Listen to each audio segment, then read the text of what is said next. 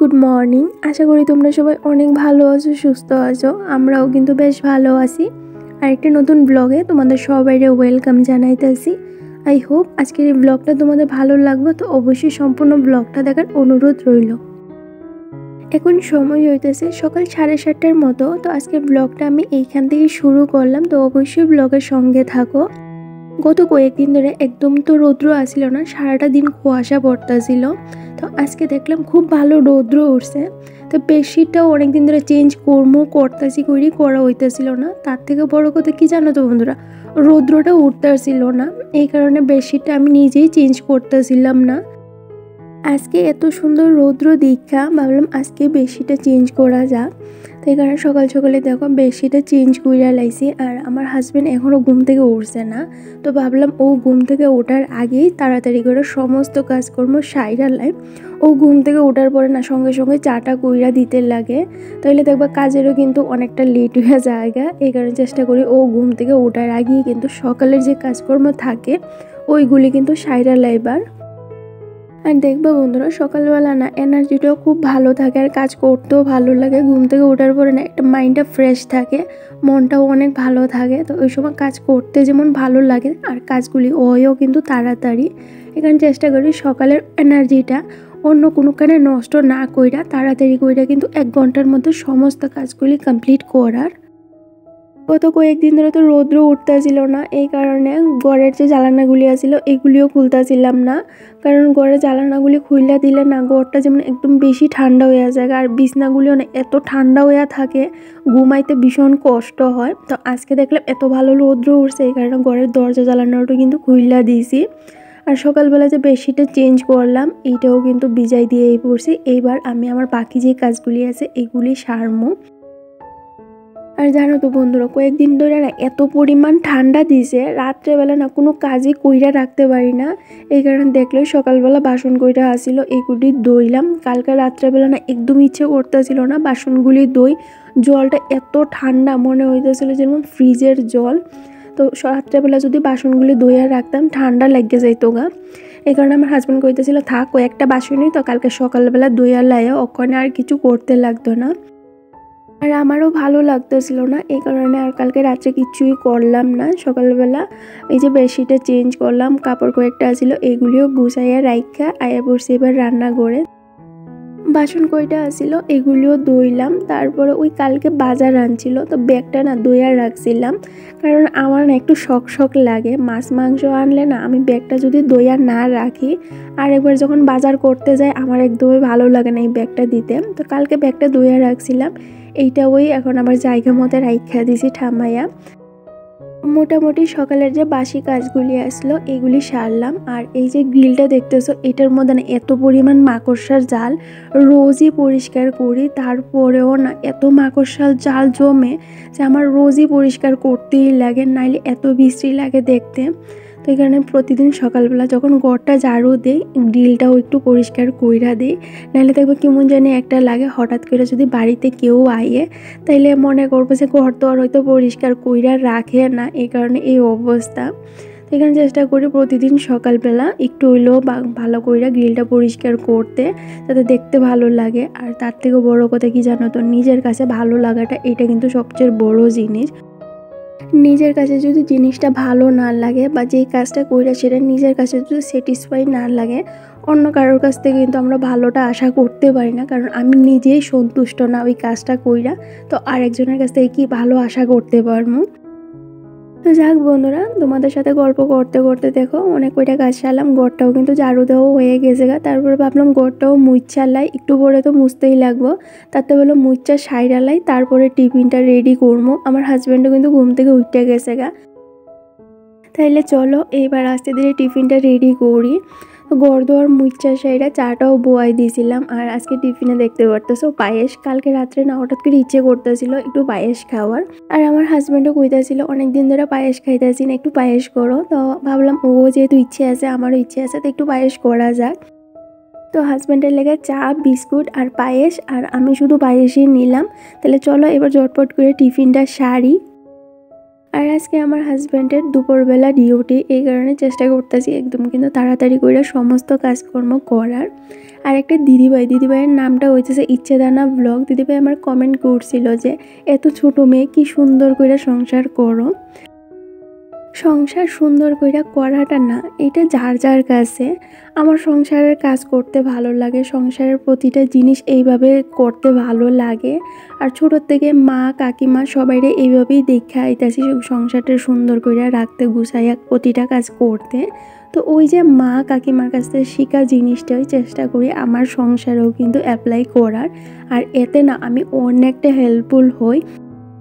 সকালবেলা টিফিনটা সাইরা স্নানটাও কিন্তু কইরা লাইছি। আর কাপড়গুলি যে ভিজাই দিয়েছিলাম এইগুলিও কিন্তু দইয়া লাইছি। যেহেতু রৌদ্র বেশি একটা নাই, তো সকাল সকাল যদি কাপড়গুলি দইয়া না দেই শুকাইতো না, তাইলে আমার ওই 2-3 দিন লাগাইয়া কাপড়গুলি শুকাইতে লাগবো। আর একদিন রৌদ্র উঠলে আরেকদিন রোদ উঠবো কি না এইটাও জানি না। এখানে কিন্তু সকাল সকালে স্নানটাও সাইরা লাইছি, কাপড়গুলিও আমার ধোয়া হইয়া গেছে গা। এবার ঠাকুরটা দেখাই, তারপর আস্তে ধীরে রান্না করে যামু। আর যেই কথাটা কইতেছিলাম তোমাদের সাথে যে সংসারটা সুন্দর করে করার, আমি না প্রথম এই কাজগুলি একদমই করতে পারতাম না, মানে বুঝতেই পারতাম না কিভাবে করবো। তারপর আস্তে ধীরে যত দিন যাইতেছে সবটাই কিন্তু শিখতাছি, জানতাছি। আমি এইটা একদমই কইতাম না যে আমি সব কাজ পারি বা আমি সব কিছু একদম সুন্দর করে করতে পারি। আমি এইটা কমো যে আমি অনেক কিছু জানি না, এখনও শিখতাছি, আরও অনেক কিছু শিখার বাকি আছে। আর দিদিভাই যেটা কইতাছিল যে ছোট্ট মেয়ে, ছোট বড় এরকম কিচ্ছু না, সংসার জিনিসটাই এইরকম। একবার যদি সংসারে পা রাখা যায় তাইলে দেখবা প্রতিটা কাজ কিন্তু এমনিই নিজের থেকেই আয়ে যে আমার কাজগুলি করতে হইব, সংসারটা আমার, এই দায়িত্ববোধটা কিন্তু অটোমেটিকলি আয়া পড়ে। তো যাক বন্ধুরা, অনেক গল্প হইলো, এইবার চলো রান্নাবান্নাটা শুরু করি। তো আমি স্নান করে এসে না রান্নাবান্নাটা কিন্তু বয়াই দিয়েছিলাম, যেহেতু সময় হয়ে যাইতেছে একা, তো যাতে দেরি না হয় এই কারণে রান্নাটা বয়াই দিয়েছিলাম। একদিকে ডাল আর ভাতটা কিন্তু আমি বয়াই দিয়েছিলাম। আর আজকে রান্না করবো বাঁধাকপি শাক আর ধনিয়া পাতার ভর্তা আর বুটের ডাল। অন্যদিন তো আমি সমস্ত কাজকর্ম সাইরা তারপরে রান্নাটা বোয়াই, কিন্তু আজকে আমি আগেই বোয়াই দিছি, কারণ সময় বুঝে না আমাদের প্রতিটা কাজ করতে হয়। আজকে যদি আমি সমস্ত কাজ সাইরায় রান্নাটা বোয়াইতাম তাহলে রান্নাটা অনেকটাই দেরি হইয়া যাইতো গা, এই কারণে আগেই কিন্তু বোয়াই দিছি। এখানে চেষ্টা করি সব সময় যে সময় বুঝছে না প্রতিটা কাজ করার। প্রত্যেক দিন তো একই রুটিন ফলো করা যায় না, কারণ দেখবো অনেক দিন কিন্তু অনেক কাজের প্রেশার থাকে বা অনেক দিন না অনেকটা কিন্তু আরামেও কাজকর্ম করা যায়। তো আমরা যদি সময় বুঝে প্রতিটা কাজ করি তাহলে কোনো কিছুই কিন্তু আমাদের কাছে কঠিন লাগতো না। তো যাক, এদিকে রান্নাটা তো ওইতে আছে, বাঁধাকপি শাকটাও বুয়াই দিছি, ডালটা সম্বাস দিছি, তারপর ধনিয়া পাতার ভর্তাটা করলাম। এইবার এই যে গড়ে আবর্জনা ছিল সবজির খোসাগুলি, এইগুলিও কিন্তু ডাস্টবিনে ঢুকাইয়া সেটা ওই যে বেসিনটা আছে বেসিনের নিচে রাইখা দিছি। তারপর এই যে বাসনগুলি আসছিল সকালবেলার, এগুলি এখন জায়গা মতো রাইখা দিতেছি। অন্যদিন তো দেখো যে আমি একইলে প্রথমে নাইলে রান্না করার শেষে কিন্তু প্রতিটা জিনিস জায়গা মতো রাখি, কিন্তু আজকে এরকম না, কারণ ওই যে আমার হাতে বেশি একটা সময় নাই, আমার হাজব্যান্ডেরও ডিউটি আছে, তো আমার সমস্ত কাজ কিন্তু কমপ্লিট করতে লাগবে একটা সময়ের মধ্যে। এই কারণে কিন্তু আজকে আমি রান্না করতে করতে প্রতিটা কাজ করতেছি। তো যাক, এর মধ্যেও কিন্তু আমার হাজব্যান্ডের ডিউটি যাওয়ার সময় হয়ে গেছে। আমি রান্না বান্না সারলাম, বাসনপত্র যা ধোয়ার আছিল সব কিছু ধোয়া ও কমপ্লিট হয়ে গেছে। আমার হাজব্যান্ডেরও কিন্তু খাবারটা দিলাম, ও খাইয়া দেয় এবার ডিউটি বাড়িয়া গেছে। এইবার চলো আমার বাকি যে কাজগুলি আছে এইগুলি করবো। তো যেই দিন আমার হাতে সময় না থাকে ওই দিন কিন্তু আমার রুটিনটা একটু এলোমেলো হয়ে জায়গা, তারপরেও আমি চেষ্টা করি প্রতিটা কাজ কিন্তু সুন্দর করে গুছাইয়া করার। কারণ আমি নিজের একটু কষ্ট হইলে কোনো সমস্যা নাই, কিন্তু আমার সংসারটা যদি ভালো না থাকে বা আমার কাজগুলি যদি সুন্দর করে না হয় তাহলে না আমার একদমই ভালো লাগে না। ইন্ডিয়ান ব্লগার রুমা কমেন্ট করছিল যে দিদিভাই তুমি তোমার বেসিনটা কিভাবে পরিষ্কার করো, একটা ভিডিওতে শেয়ার করো। এই যে দেখতেছো এটারে কি কয় আমি জানি না, এগুলি না আমি একটা মল থেকে আনছিলাম, এগুলি দিয়ে বাসন ধুইতাম প্রথমে। এগুলিতে বাসন ধুইতে একদমই ভালো লাগে না, আমার কাছে মনে হয় বাসন একদমই পরিষ্কার হয় না, এই কারণে এটি দিয়ে না এখন বেসিনটা পরিষ্কার করি। বেসিন কিন্তু খুব সুন্দর পরিষ্কার হয়। তো বেসিনটা আমি প্রথমে ভালো করে জল দিয়ে ভিজাইয়া তারপরে কিন্তু এটা দিয়ে ভালো করে ঘষা দিলেই কিন্তু বেসিনটা একদম পরিষ্কার হয়ে যায়গা। আর অনেক দিন আমি কি করি, গরম জলে নুন দিয়ে সেটা ভালো করে কিন্তু গুললা তার সঙ্গে একটু স্রাপ মিশে তারপরে বেসিনটা পরিষ্কার করি। এতেও কিন্তু অনেক ভালো পরিষ্কার হয়। আর বেসিনে যদি কোনো গন্ধ থাকে তাহলে তোমরা লেবু ইউজ করতে পারো, দেখবা কোনো গন্ধ করতো না, আর বেসিনটাও কিন্তু অনেক সুন্দর পরিষ্কার হইব। আর আমার বেসিনটা এত নোংরা হয় না, আমি প্রতিদিন ক্লিন না করলেও 1-2 দিন পর পর আমি কিন্তু বেসিনটা ক্লিন করি। যখনই আমার কাছে মনে হয় যে বেসিনটা নোংরা হয়ে রয়েছে বা একটু পিছলা পিছলা ভাব হয়ে রয়েছে, তো আমি বেসিনটা কিন্তু সঙ্গে সঙ্গেই পরিষ্কার কইরা লাই। এই কারণে এত ভালো করে ক্লিন করার কিন্তু দরকারই পড়ে না। তো এটা সম্পূর্ণটা কিন্তু নিজের কাছে যে আমরা কাজগুলি কিভাবে করবো। তো আমার তো এইভাবেই কাজ করতে ভালো লাগে, আমি এইভাবেই করি। তো যাক, আমার কিন্তু সমস্ত কাজকর্ম হয়ে গেছে, রান্না বান্নার থেকে শুরু কইরা ঘর দোয়ার পরিষ্কার সব কিছু কমপ্লিট হয়ে গেছে গা। আর কালকে রাত্রে ওই যে পায়েস করছিলাম, তো ওইখান থেকে চালের কৌটাগুলি নামাইছিলাম, তো এইগুলি আর রাখা হয়েছে না। তো ভাবলাম এখন রাইখা দিই, নাইলে এইখানে পইরা থাকবো, মানে ওই যে সঙ্গে সঙ্গে কাজটা না করলে অবহেলায় কিন্তু পইরা যায় গা। এই কারণে এখনও যেহেতু চোখের সামনে জিনিসটা পড়ছে, কাজটা কিন্তু সঙ্গে সঙ্গে কইরা রাইখা দিছি।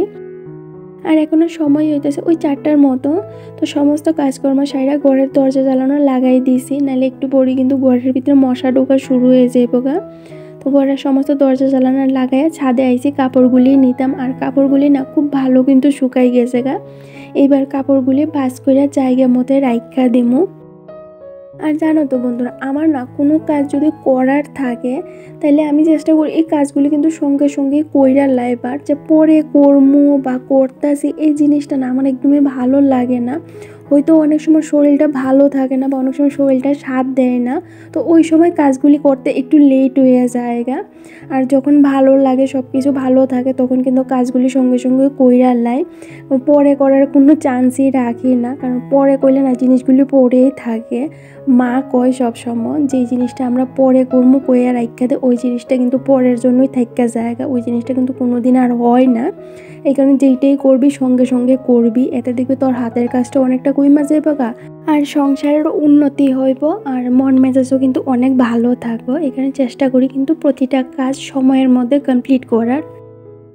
একটা বোন আমারে কমেন্ট করছিল, দিদিভাই তুমি কি পিরিয়ডের সময় তোমার এই গাছগুলি কেয়ার করো? হ্যাঁ গো বোন, আমি পিরিয়ডের সময় আমার গাছগুলির কেয়ার করি, এতে কিচ্ছু হয় না, কারণ আমার এই গাছগুলি কেয়ার করার মতো আমার ঘরে কেউ নেই, আমার নিজেরই করতে লাগবো। তো আমি পিরিয়ডের সময় গাছের কেয়ার করি, এতে কোনো কিছু হয় না, তুমিও করতে পারো। আজকে যে তোমরা আমার এই যে আমার সাজানো গোছানোর সংসারটা দেখতেছো, এটা কিন্তু আমি প্রতিদিন এইভাবে কাজ করি, এই কারণে কিন্তু আমার ঘর দর এত সুন্দর করে রাখতে পারি। আর তোমরাও কিন্তু আমার কাজগুলি এত ভালোবাসো। একটু পরিশ্রম, একটু ভালোবাসা আর একটু স্মার্টনেসের সাথে কাজ করলেই না সব কাজই দেখবে একদম সময়ের মধ্যে কমপ্লিট হইব, আর সংসারের কিন্তু উন্নতি হইব। আজকের ব্লগটা আমি এখানে শেষ করতেছি। যদি ভালো লাগে অবশ্যই চ্যানেলটা সাবস্ক্রাইব করে দিও, একটা লাইক একটা কমেন্ট করে জানাও কেমন লাগছে।